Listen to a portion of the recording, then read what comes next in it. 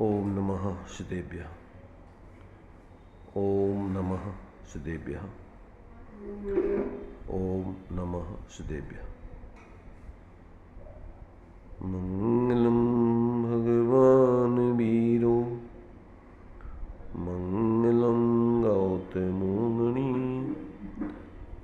मंगलम कुंद कुंदाद्यो जैन धर्मोस्तु मंगलम सर्वमंगल मांगल्यम सर्वकल्याणकारकम प्रधानम सर्वधर्माणां जैनं जयतु शासनं जैनं जयतु शासनं देहच्छता जैनी दशा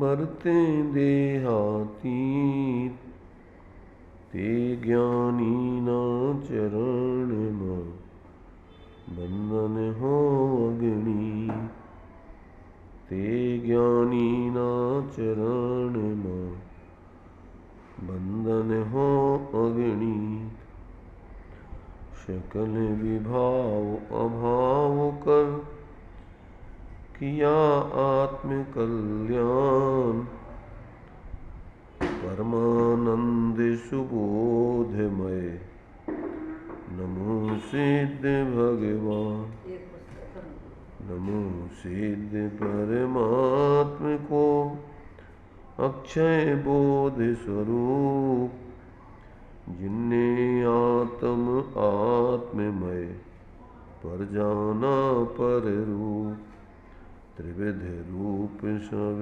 आत्मा बहिरात्म पद छेद अंतरयातम होय कर परमात्म पद बीत अंतरयातम होय कर परमात्म पद बीत।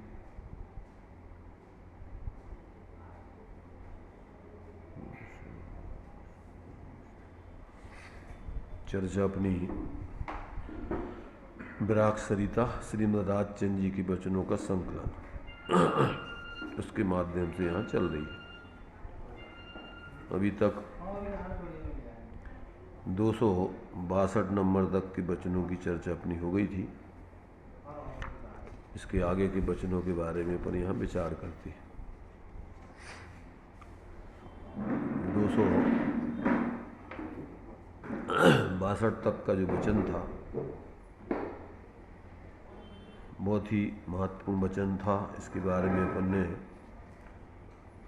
2 दिन चर्चा की है लगभग,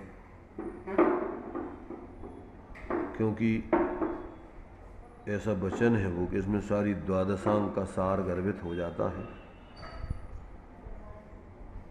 क्योंकि श्रीमद् जी ने जो कहा है कि ज्ञानियों का एक एक वचन अनंत आगमों के सार को लिए हुए होता है, तो उसमें विस्तार रूप से अनंत आगम समा जाती है। तो जो 262 नंबर का वचन था कि द्रव्यान योग परम गंभीर सूक्ष्म है, नृग्रंथ प्रवचन का सार या रहस्य है, शुक्ल ध्यान का अनन्य कारण है, शुक्ल ध्यान से केवल ज्ञान समुत्पन्न होता है और महाभाग्य से उस द्रव्यान योग की प्राप्ति होती है।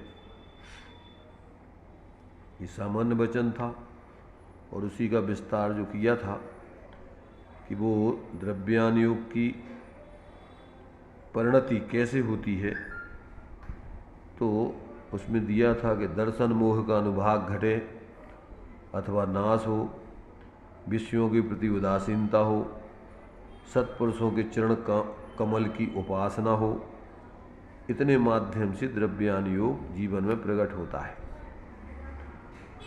तो इसके बारे में अपन ने विस्तार से कल चर्चा की थी कि ये बिल्कुल पूरा क्रम है। इसमें 5 लब्धियाँ आ जाती हैं, 4 योग गर्भित हो जाते हैं और जो द्रव्य संग्रह में जो पूरा विषय दिया है, अर्थात द्रव्यों का ज्ञान, फिर तत्वों का ज्ञान, फिर रत्नत्रय की सिद्धि, फिर उसका कारण ध्यान की सिद्धि और उससे फिर मोक्ष की सिद्धि क्रमशः। ये पूरा का पूरा ये सब इस द्रव्यान योग की प्राप्ति अर्थात अपने उस द्रव्य स्वभाव की उपलब्धि पूर्वक परिणति में क्रम से सारी चीज़ें घटित हो जाती हैं और उसमें सारे अनुयोग बराबर उसमें गर्भित हो जाते हैं। द्रव्यान योग का पूरा विषय इसमें आ जाता है। चरणान योग का माने जो महापुरुषों की प्रवृत्ति होती है वो उसमें आ जाती है और कर्णान योग के कर्मों का उपसम क्षय उपसम आदि उसमें गर्भित हो जाता है और प्रथमान योग का जो है महापुरुष की सिद्धि हो जाती है, वो प्रथमान योग का पात्र बन जाता है। तो इस प्रकार से इसमें अपन ने कल बहुत विस्तार में चर्चा कर ली थी कि वास्तव में यहाँ तक आना मैंने ऐसा समझो कि जैसे निगोज से कोई जीव निकल के और त्रस राशि में आ जाता है और फिर यहाँ त्रस राशि में आकर मनुष्य आदि बन जाना, उत्तम क्षेत्र आदि पाना, कुल पाना, सत्संगति का मिलना, वहाँ उपदेश आदि का सुनना और उसमें फिर इस सारे व्यवहार के धर्म को समझकर और उससे परमार्थ की सिद्धि कर लेना। तो जैसे निगूढ़ से त्रस राशि में आना मुश्किल है, ऐसे ही व्यवहार प्रवृत्ति में से परमार्थ अपने स्वरूप के आश्रित प्रवृत्ति करना महा दुर्लभ से दुर्लभ है। और इस प्रकार से जो जीव ऐसे अपने उस आत्माश्रित परिणमन को करते हुए आत्माराम परिणामी बन जाता है, वह कौन सा कैसा पुरुष होता है? परम वीतराग दृष्टिवंत, परम असंग दशा को प्राप्त अर्थात पूर्ण 24 प्रकार के परिग्रह से रहित ऐसे महामुनिपने की दशा को प्राप्त होकर और इस द्रव्य स्वरूप के आश्रय से पूर्ण सम्यक से लेकर के और केवल ज्ञान अरहंत और सिद्ध दशा तक प्राप्त करता है। ऐसा जो है यहाँ पर कहा कि हे आदि पुरुषों, द्रव्यान योग का फल सर्व भावों से विराम पाने रूप संयम है। अधिक क्या कहें, समाधि का रहस्य वही है और सर्व दुखों से मुक्त होने का अनन्य उपाय एकमात्र उस द्रव्यान योग की सिद्धि है, ऐसा जानना चाहिए। तो इसका अपन ने जो है इस संक्षेप में एक अपन ने फिर से जो है इसका विचार किया है। अब आगे के वचनों के बारे में अपन विचार करते हैं। वर्तमान में 263 नंबर का वचन है। ये कहते हैं तो दुस्सम काल है, पांचवा काल। जो अपन 6 काल बोलते हैं तो उसमें 6 कालों के जो नाम दिए हैं, सुखमा सुखमा, सुखमा सुखमा दुखमा, दुखमा सुखमा और ये दुखमा पंचम काल है और छठा काल दुखमा दुखमा है। तो कहते ये दुस्सम काल है, महा माने दुखों को लिए हुए है, विपरीतताओं को लिए हुए है, बहुत ही मोक्ष मार्ग के बहुत ही अनुकूल नहीं है। वातावरण सारा ऐसा वातावरण यहाँ बना हुआ है, फिर भी अभी बहुत अच्छा वातावरण है एक दृष्टि से। तो यहाँ कहते ये दुस्सम काल है और यहाँ पर जीवों की आयु सहनन आदि सब अल्प हैं, हीन हैं और सत्समागम मिलना अत्यंत दुर्लभ है। क्यों कि कोई सम्यक दृष्टि इस काल में पैदा होता नहीं, सब मिथ्यात्व को लेके जाते हैं। तो कहते हैं सत्समागम मिलना यहाँ पर दुर्लभ है और महात्माओं का प्रत्यक्ष सानिध्य पूर्वक उनके वचनों का श्रवण, चरणों की उपासना और उनकी आज्ञा में रह करके आत्माराधना करना, ये तो कहते हैं बहुत कठिन है। ऐसी परिस्थितियों में अब तुम्हारे लिए क्या है, यहाँ पर क्या करना चाहिए कि यहाँ पर तुम्हारे लिए जो है तीव्र पुरुषार्थ जागृत करके और अप्रमत्त होकर के और आत्मकल्याण के लिए प्रयत्नशील होना चाहिए। वह इस प्रकार से प्रयत्न करना आपका कर्तव्य है। वर्तमान में जितने भी जीव माने मोक्ष मार्ग को प्राप्त होंगे वो जबरदस्त पुरुषार्थ के बल से माने अप्रमत्त यहाँ पर बोलते जिससे बलवान अप्रमत्त प्रयत्न कर्तव्य है। अप्रमत्त माने निरंतर उत्कृष्ट रूप से आपको जो है आत्म कल्याण के लिए पुरुषार्थ करना चाहिए, प्रयत्न करना चाहिए। उसी से आपका जो है प्रयोजन की सिद्धि हो सकती है। आप जो है वर्तमान में चाहो कि हमारे लिए सत्समागम मिल जाए, विशेष महात्माओं का सानिध्य प्रत्यक्ष मिल जाए, उनके उपदेश आदि सुनने को मिल जाए, माने जो मुख्य रूप से जो है उत्कृष्ट ऐसे साधक आदि है, ऐसे लोगों का, और उनके चरण सानिध्य में रहकर उनकी आज्ञा में रहकर अपनी आत्माराधना का हमें योग मिले तो कहते इस काल में बहुत विरल है।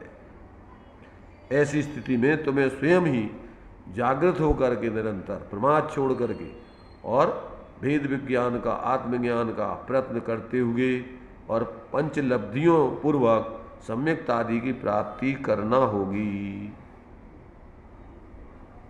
ये बात जो है इस 263 नंबर के वचन में श्रीमद जी ने दिया है। वर्तमान में जितने भी गृहस्थों में ज्ञानी हुए हैं, बीच में तो साधु संतों का कोई माने एक प्रकार से अभाव ही हो गया था, कोई थे ही नहीं। तो उस समय जो है उन्होंने तीव्र पूर्व संस्कार वसात, टोडरमल जी ने स्वयं लिखा है, श्रीमद जी को स्वयं जो है पूर्व जाति स्मरण ज्ञान आदि के आधार से उन्होंने अपना माने बुद्ध जागृत करके अपने स्वरूप आराधना प्रारंभ की थी। तो अधिकांशतः इस काल में जीव जो है तीव्र पुरुषार्थ करके ही अपने मोक्ष मार्ग की सिद्धि करते हैं, स्वयं के बल पर ही। तो ये बात जो है यहाँ पर इन्होंने जो है ये दी है कि भैया अब इस काल में तुम सोचो कि हमारे लिए इस प्रकार के जो है उत्कृष्ट निमित्त मिल जाएं, उनका सानिध्य मिल जाए और उनके निर्देशन में हम अपनी आत्माराधना करें, तो कहते हैं तो भैया बहुत कठिन है आज वर्तमान में। इसको मिल जाए तो वो तो कह रहे हैं महाभाग्य है उसका, दुर्लभ है, बहुत असंभव नहीं है, क्योंकि पंचम काल के आखिरी तक भी ज्ञानी होते रहेंगे, पर बहुत विरल दुर्लभ। यहाँ जो है अपन को क्या दे रही है, यहाँ अपन के लिए ये माने आहार ने जागृत होकर के पुरुषार्थ करने की प्रेरणा दे रहे हैं। यहाँ पर प्रमाद करना, गफलत में रहना और दूसरों के भरोसे बैठना कहते योग्य नहीं है। इसलिए यहाँ कहते हैं कि ऐसी परिस्थितियों में बलवान अप्रमत्त प्रयत्न कर्तव्य है, मतलब आपका आहारनेस जागृत होकर के तीव्र पुरुषार्थ करके अपना कार्य करना योग्य है। इसमें किसी दूसरों के दम पर बैठे रहना योग्य नहीं। प्राणी मात्र का रक्षक, बांधव और हितकारी ऐसा कोई उपाय है तो वह वीतराग धर्म ही है। 264 नंबर का ये वचन है। क्या है ये देखो, वचन छोटे छोटे हैं, सूत्रों जैसे हैं, परंतु उनमें बहुत ही गहरा मर्म छिपा हुआ है। ये कह रहे हैं कि प्राणी मात्र का रक्षक अगर कोई है, अगर बंधु है, अगर कल्याणकारी है, तो एकमात्र भगवान जिनेन्द्र के द्वारा निरूपित वो वीतराग धर्म ही है। अपन बोलते हैं चत्तारी मंगलम, चत्तारी शरण, चत्तारी उत्तम, तो उसमें एक धर्म भी है, अरहंत, सिद्ध, साधु और भगवान जिनेन्द्र के द्वारा प्रणीत वीतराग धर्म। ये ही तुम्हारे लिए वास्तव में अगर कल्याण कर सकते हैं, तुम्हारा हित साध सकते हैं, तुम्हारी रक्षा कर सकते हैं। आचार्य गुणभद्र स्वामी ने आत्मानुशासन में दिया है, धर्मो वसीन मनसी यावत अलम सतावत हंतान हंतुरपि पश्य गतोथ तस्मिन् दृष्टा परस्पर हतिर्जनकात्मजानाम रक्षा ततो वस्य जगतः खलु धर्मे। क्या दिया उनने कि धर्मो वसेन मनसी यावत, जब तक प्राणियों के हृदय में, जीवों के हृदय में धर्म का निवास रहता है, धर्मो वसेन मनसी यावत, तावत, तब तक हंतान हंतुरपि, अपने मारने वाले को भी वह क्षमा कर देता है, नहीं मारता है। हंतान हंतुरपि, और कहते गतोथ तस्मिन्, और जब वो धर्म हृदय में से अपने आत्मा में से निकल जाता है। गतोत तस्मिन, तो कहते देखा गया है। दृष्टा परस्पर हतिर जन का आत्मजाना, कहते हैं लोक में देखा जाता है कि जनक उत्पन्न पैदा करने वाला बाप बेटा को मार डालता है और बेटा बाप को मार डालता है। तो कहते हैं कि गतोथ तस्मिन दृष्टा परस्पर हतिर जन का आत्मजाना, इसलिए रक्षा तत्वस जगता खलु धर्मे वे। यदि इसलिए इस विश्व में किसी की रक्षा करने में कोई समर्थ है, कोई बंधु बांधव है, ऐसी है, तो एकमात्र वो वीतराग धर्म ही है। इसके अलावा और कोई जीवों की रक्षा करने में, हित करने में समर्थ नहीं है। इसलिए भ्रम में न रह करके जीवों के लिए भगवान जिनेन्द्र के द्वारा बताया हुआ जो स्वतंत्र वस्तु स्वतंत्रता के आधार से प्रकट होने वाला ऐसा स्वाश्रित धर्म है, वीतराग धर्म है, आत्माश्रित धर्म है, वही आत्मा के हित का, कल्याण का, सुख का कारण है। इसके अलावा और दुनिया में कोई उसके लिए शरण नहीं। व्यवहार से पंच परमेष्टि और परमार्थ से ये वीतराग अपना स्वास्थ्य धर्म शुद्धातम और पंचगुरु जग में शरणा दो और मोह उदय जिये के व्रता आन कल्पना होए। इसके अलावा और कोई शरण देखना, ये सब मोह का तुम्हारा विस्तार है, अज्ञान भाव है। ऐसा जो है यहाँ 264 नंबर के वचन में ये इन्होंने जागृत किया है और ये संदेश दिया है कि अगर तुम्हें वास्तव में अपना हित करना है, सच्ची शरण चाहिए है, अगर तुम्हारे लिए अपने जीवन में इस माने अनादिकाल से भटकते हुई आत्मा को दुखों से बचाना है, तो एकमात्र भगवान जिनेन्द्र के द्वारा निरूपित ऐसे उस वीतराग धर्म को अर्थात सच्चे आत्माश्रित धर्म को अपना करके अपनी आत्मा को चतुर्गति के दुखों से निकालना चाहिए और ऐसे शाश्वत परम सुख की प्राप्ति करना चाहिए। इसके आगे 265 नंबर का वचन है। अंतरात्म बने परमात्म स्वरूप ध्यावे तो परमात्मा हो जावे। हाँ, अभी जो हमने मंगलाचरण पढ़ा था, त्रिविध रूप सब आत्मा बहिरातम पद छेद अंतरयातम होय कर परमात्म पद वेद। वही बात यहाँ पर कही गई है कि जो जीव बहिरात्म दशा को छोड़ करके अंतरात्म दशा को प्रकट करके अपने उस परमात्म स्वरूप का ध्यान करता है, तो वह पर्याय में परमात्मा हो जाता है। जो जानता है शुद्ध को, वह शुद्धता को प्राप्त हो, जो जानता अविशुद्ध को, अविशुद्धता को प्राप्त हो। जो अपने को अशुद्ध मानता रहता है, रागी द्वेषी मोही सुखी दुखी और शरीर आदि रूप मानता रहता है, तो वो दुखी बना रहता है, बहरात्मा ही बना रहता है। और जो अंदर में अपने स्वरूप को अपना स्वरूप जानता मानता है, ऐसा अंतर में अपने आत्मा को ही अपना सर्वस्व जानता मानता है, उसी का ध्यान करता है, वो स्वयं पर्याय में परमात्मा बन जाता है। तो ये तो सिद्धांत है। जाकी रही भावना जैसी तिन मूरत पाई प्रभु तैसी।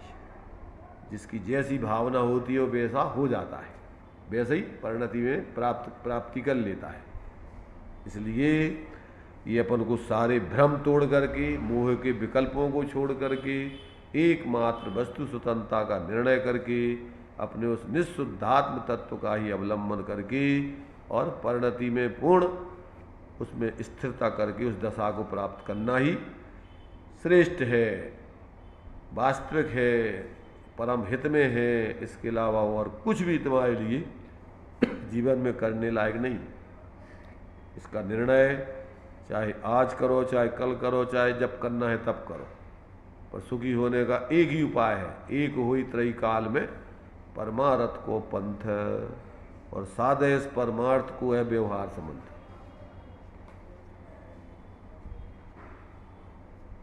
अशोक समझ में आ रही? समझ में आ रही कछु? क्या आ रही है? धर्म ही एकमात्र शरण है। हाँ। कोई शरण नहीं। कहाँ है वो धर्म? कहाँ मिलेगा वो धर्म? धर्म अपने अंदर में। अपने अंदर में मतलब अपने उस धर्मी आत्मा के आश्रय से धर्म प्रकट होता है। वस्तु स्वभावो धम्मो दंसण मूलो धम्मो और चारित्रम खलु धम्मो। आत्मा का स्वभाव मूल में धर्म है और उसकी दृष्टि वो धर्म का मूल है और उसकी लीनता परमार्थ से धर्म है। दर्शन को धर्म का मूल कहा है और चारित्र को परमार्थ धर्म कहा है। तो तीन प्रकार से धर्म समझो, वस्तु स्वभावो धम्मो दंसण मूलो धम्मो और चारित्रम खलु धम्मो। तो जब तक जीव को ऐसे अपने उस आत्मा का इस स्वभाव की अपने रूप खबर नहीं पड़ती, उसकी दृष्टि नहीं बनती, उसका आश्रय नहीं करता, तब तक वो संसार में बहिर्मुखता को धारण करके सुख की चाह में इधर उधर भटकता रहता है। क्या करता है वो? जो है मृग मरीचिका में जल की खोज करता हुआ अज्ञानी प्राणी, जल नहीं पावे प्राण गमावे भटक भटक मरता और वस्तु पराई माने अपनी भेद नहीं करता। इनमें मूर्छित होकर के रात दिन पागल बना हुआ जी रहा है। तो उसकी उस सिर में कीड़े पड़ जाने वाले कुत्ते जैसी दशा है। कहीं शरण खोजता फिरता है बाहर में, कहाँ मिले उसको शरण? कहीं चैन नहीं पड़ती है। तो यहाँ कह रहे आचार्य देव कि भैया अगर तुझे धर्म चाहिए है तो बाहर में नहीं अंदर में देख। किधर है धर्म? अरे तुम्हें भिखारी भी संदेश देते हैं, अलाख निरंजन पलट तेरा ध्यान किधर है? बोलता है कि नहीं भिखारी? तो तुम्हें भिखारी भी उपदेश दे रहा है कि तू देख कहाँ देख रहा है भाई। उस अलग जिसको आज तक नहीं लगा उसको लख, उस निरंजन को लख, जो निर्दोष है पवित्र है? अंजन भी जिसके आश्रय से निरंजन। क्या अंजन भी जिसके आश्रय से निरंजन। अरे अंजन फंजन क्या होता है? अंजन माने होता है क्या? काजल। तो जहाँ कोई काजल नहीं है, कालिख नहीं है, वहाँ तो निरंजन है। वो तो अंजन से रहे थे। तो एक अंजन अकेले, वो तो एक नाम है अंजन व्यक्ति का, कि जिसने उस निरंजन के आश्रय से अपने संपूर्ण दोषों का अभाव करके निरंजन बन गया वो।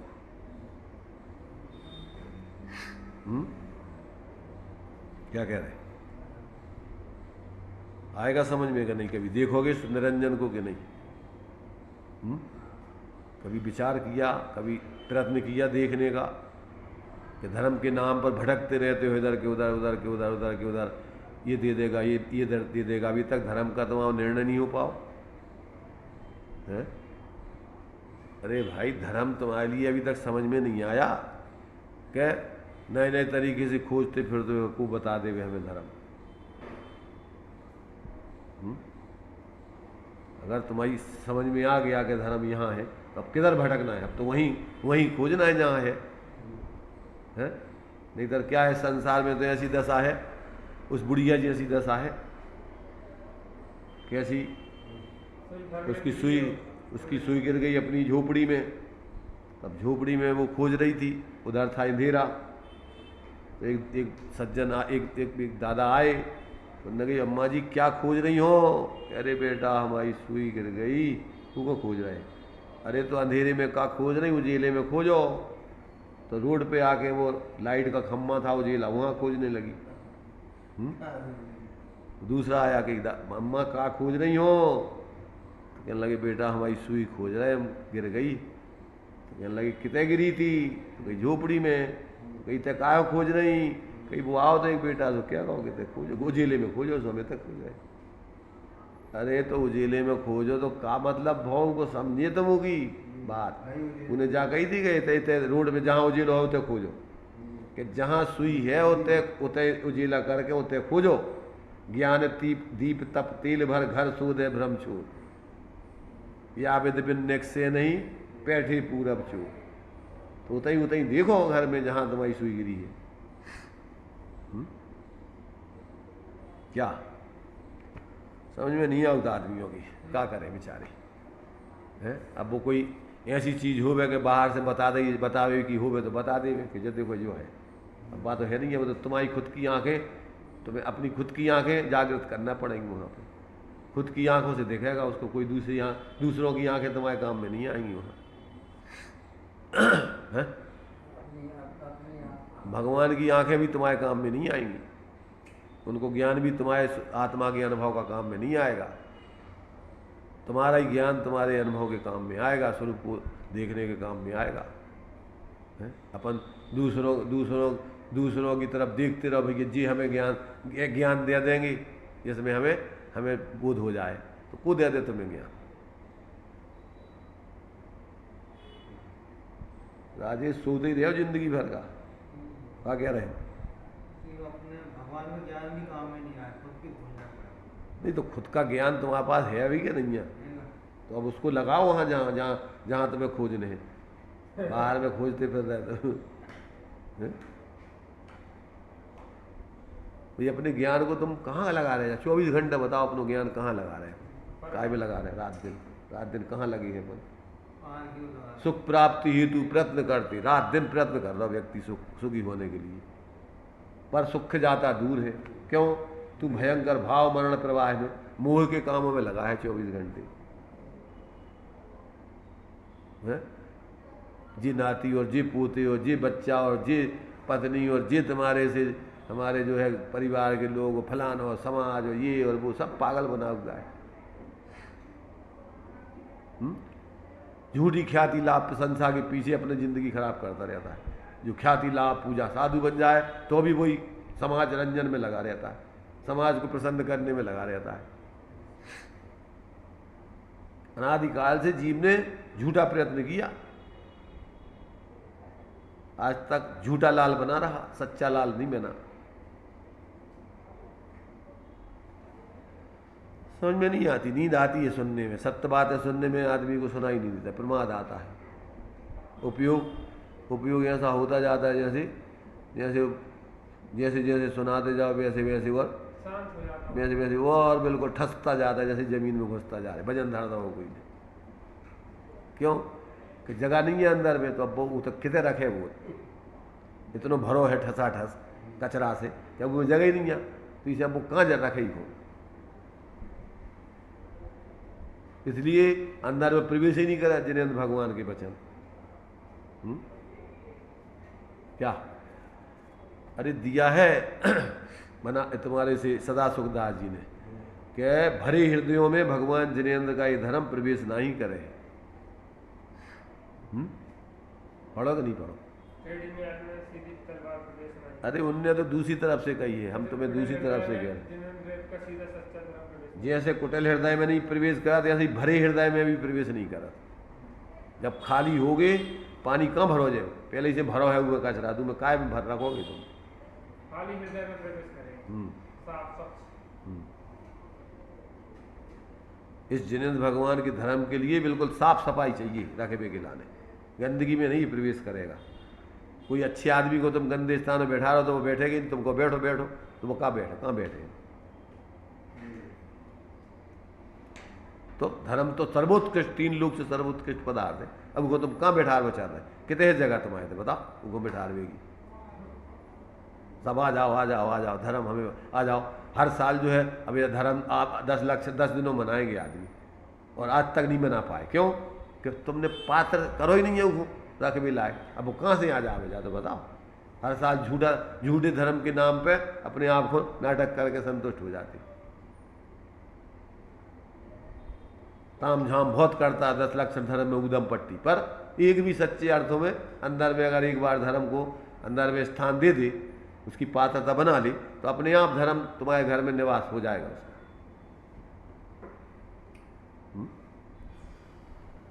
क्या धर्म का निवास कहाँ होता है? द्रव्य संग्रह की 57 नंबर की गाथा पढ़ो अशोक। नहीं है पढ़ो कोई। अरे अरे भाई, ये जो है ध्यान को धारण करने का, उस ध्रुव ध्रुव ध्रुव को धारण करने का धुरा कौन किस में समर्थ होता है? नहीं, माँ चिट्ठ है, माँ चंपा की बात नहीं, उसके आगे का है वो तो पहले व्यवहार योग्यता की बात है 57वें नंबर की।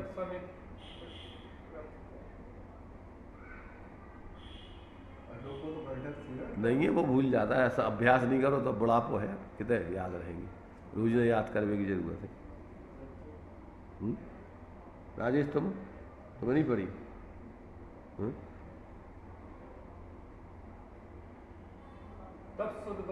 तब सुध बदमम चीदा झाण रहे धुरंधरो हवे जम्मा तम्मा तत्तीय निर्दो तल्लद्दीय सदा हो है। क्या कहा? तप श्रुत और वर्तमान आत्मा ही ध्यान रूपी धुरा को धारण करने में समर्थ हो सकता है। जिसके जीवन में इच्छाओं का अभाव हो, बाहर में उसको प्रतिकूलताओं में कष्ट सहिष्णु हो, तनक तनक सी बातों पे विचलित नहीं हो जाता हो उपयोग तप माने का, और उसके अंदर में विवेक जागृत हो। श्रुत माने क्या? भगवान जनेन्द्र के वचनों से उसने वस्तु तत्व का पूरा पक्का निर्णय कर लिया हो, विमृत नहीं हो कि भैया वास्तव में मेरा हित अपने स्वरूप के अलावा बाहर में कहूँ नहीं है। तो ऐसा पूर्ण श्रुत ज्ञान, उसको विवेक हो श्रुत ज्ञान। तो तप श्रुत, और बाहर में वृत्त माने क्या? बाहर में पापों से निर्वृत्ति हो, उसकी संसार के कार्यों में रुचि नहीं हो, प्रवृत्ति नहीं हो। ऐसा व्यक्ति ही अपने स्वरूप का ध्यान रूपी है, क्या है?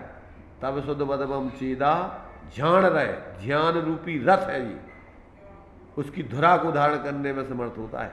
उस ध्यान रूपी ये रथ है, और उस रथ की धुरा माने बीज, माने जो बीज का हिस्सा होता है ना, जो पूरे वजन को लादता है।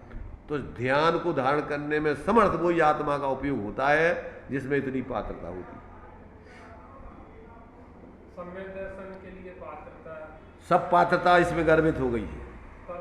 यहाँ बिना ध्यान के ना सम्यक दर्शन होता, ना सम्यक चारित्र होता, ना धर्म होता है। क्योंकि चंचल चित्त सर्व दुखों का मूल है, और शांत चित्त ही सर्व सुखों का मूल है। मन शांत भयो, तो जिसका मन अभी स्थिर नहीं है वो क्या अपने स्वरूप का ध्यान करेगा?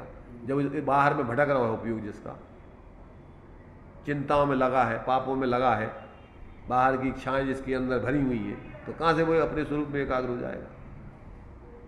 इच्छा निरोध तपा, इसलिए बाहर की इच्छाएं जिसकी सभ्यत संसार सारा, या में सुख ना ही लगा रहा, ऐसा निर्णय करके संपूर्ण संसार की इच्छाओं से विरक्त हो गया हो। सम्यक दृष्टि किसे कहते? निकांक्षितपना जिसके। तो सम्यक होने के बाद तो निकांक्षितपना आता ही है, पर सम्यक सन्मुख जीव के उससे श्रेष्ठ होता है वह निकांक्षितपना। उसने निर्णय कर लिया कि वास्तव में सभ्यत संसार असार। जब तक ये निर्णय नहीं होगा तब तक सम्यक सन्मुख नहीं हो सकता जी। अब संसार में सार दिख रहा है तो काय गिलाने वो अपनी आत्मा में उपयोग एकाग्र करेगा। यदि मोक्ष की है कामना तो जीव नरक को जानना। अब तुम्हें मोक्ष, अब अपने मुक्त दशा मोह रहित दशा चाहिए नहीं, अब तो तुम्हें संसार में सुख दिख रहा हो तो तुम काय गिलाने अपने इच्छा रहित होकर के स्वरूप में उपयोग एकाग्र करोगे। अभी समझ में नहीं आता मोही जीवों को, भोगी जीवों को, संसार के नेताओं को समझ में नहीं आता। अभी जो संसार से थक गए हो कि भैया अब हमें कछु, हमें कुछ नहीं चाहिए, हमें नहीं करने नेतागिरी, धर्म के नाम पर हो चाहे लौकिकता के नाम पर हो। ज्यादातर नेता मिलेंगे आज आपको, है? कैसे नेता? वे नेता नहीं, धर्म के नेता, मोक्ष मार्ग से नेतारम। इधर धर्म के क्षेत्र में भी वे नेतागिरी लौकिक, ख्याति लाभ पूजा मान सम्मान ई के लाने मर रहे, वे नेतागिरी में अपना बहुमूल्य जीवन बर्बाद कर रहे।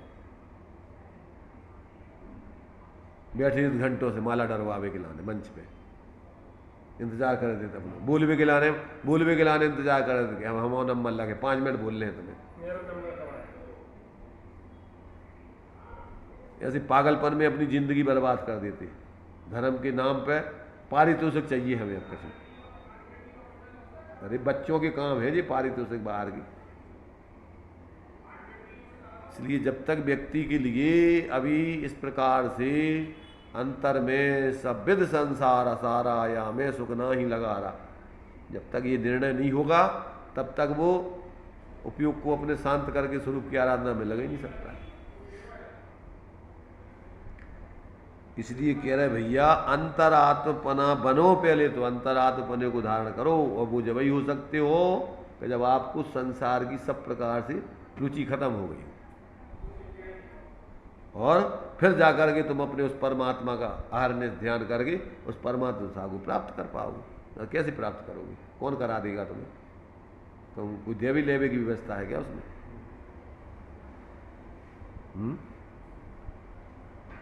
इसलिए भाई ये इन वचनों को पहले तो कान में पढ़ना ही बहुत मुश्किल है।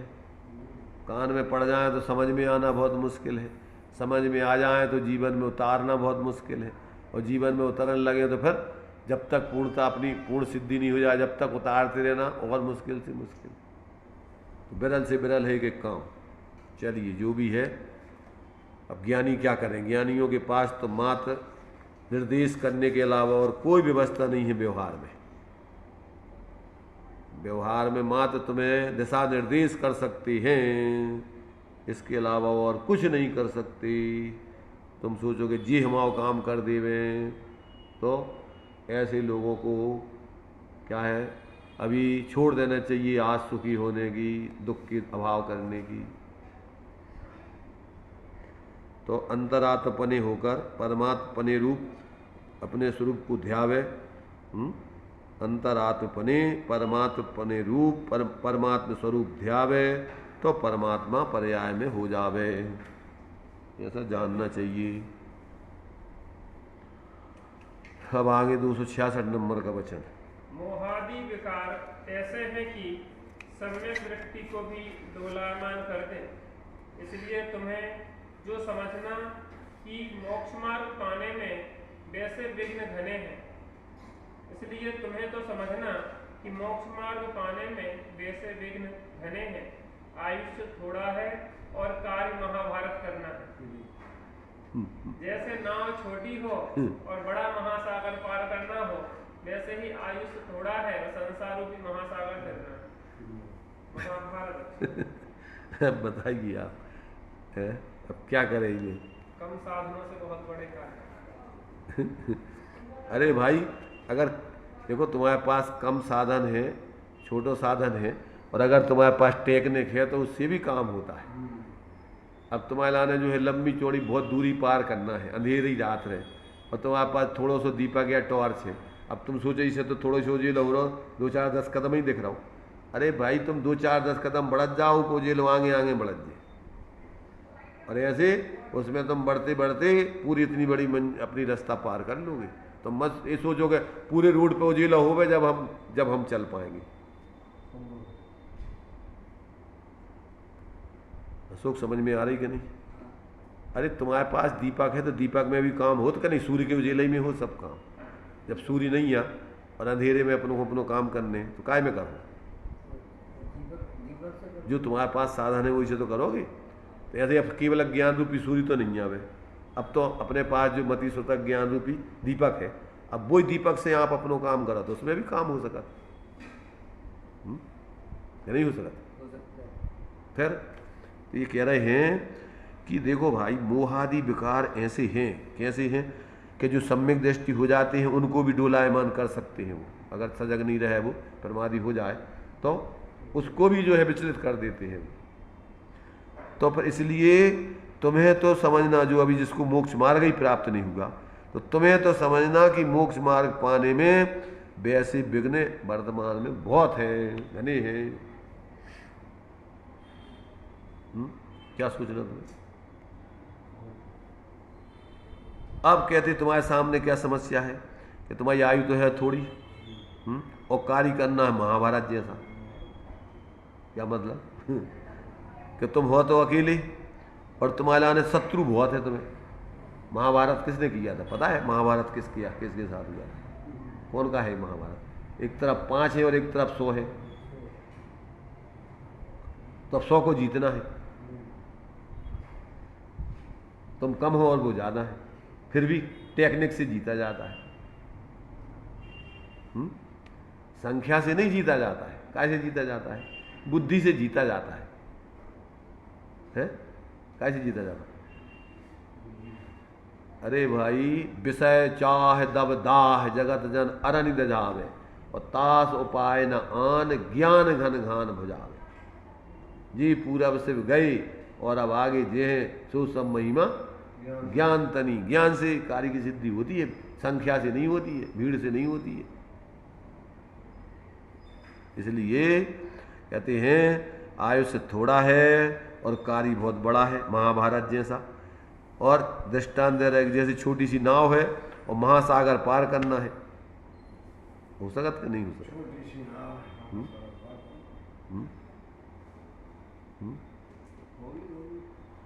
अरे भाई, नाव छोटी है पर तैराने वाली है ना, तो धीरे धीरे पहुंचोगे, पहुंच जाओगे।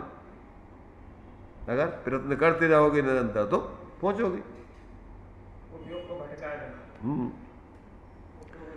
ऐसे ही यहाँ कहते भैया, ये आयु तुम्हारी थोड़ी है और संसार रूपी महासागर हमें पड़ा है तुम्हारे सामने।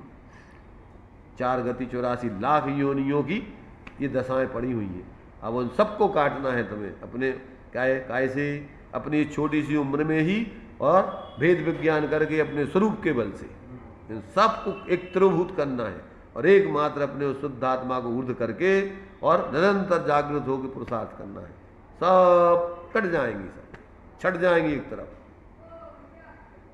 रास्ता देते जाएंगे सब लोग। भैया ये व्यक्ति क्या है? बहुत पुरुषार्थी जीव है, हटो यहाँ से, इसके सामने अपन नहीं टिक पाएंगे।